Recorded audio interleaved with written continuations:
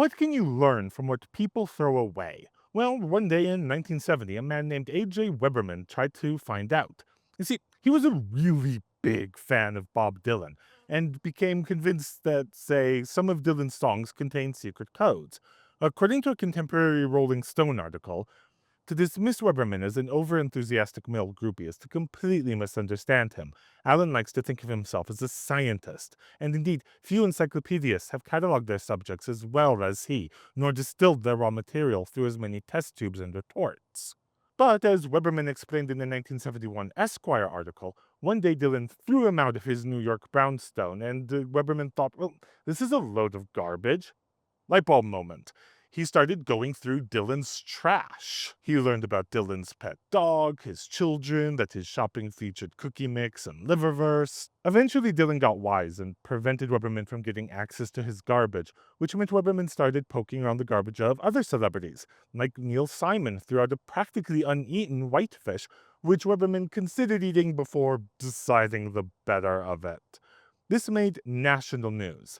Archaeologists have known about the value of garbage since forever, and during the Cold War, there were times when East German and Soviet forces didn't have toilet paper, so they used official documents that they threw away and were recovered by Western spies. But these were both generally pretty big picture stuff. What's this society doing? What are the Soviets doing? It's Weberman who's credited with bringing garbageology, a word he's thought to have coined, to the masses. This led to a bit of a craze in the 1970s for journalism via rummaging in trash bins. And in 1975, Jay Gourley pulled off the ultimate heist when he got then Secretary of State Henry Kissinger's garbage. He drove up to the Kissinger residence, started hauling trash bags into his car while the Secret Service agent was quite confused. Gourley was questioned for 2 hours, but it was ultimately determined he was legally within the right to take the bags.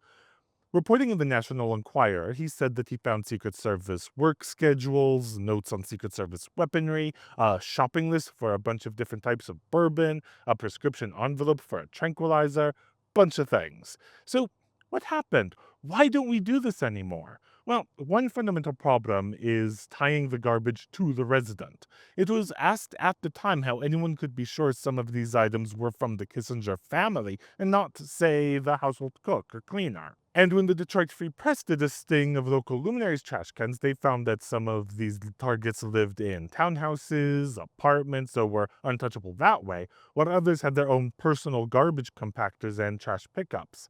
And finally, a lot of journalists at the time thought this was a gross, in multiple meanings of the term, invasion of privacy, though National Enquirer editor Ian Calder noted that the media was lambasting them while in the same breath pointing out what they found. People tried for a big garbage scoop later in the 70s. Apparently, the Enquirer looked at Carter's press secretary's garbage, but found nothing of interest, so never published. But eventually, the trend died out. But it remains one of the stranger moments in journalism history.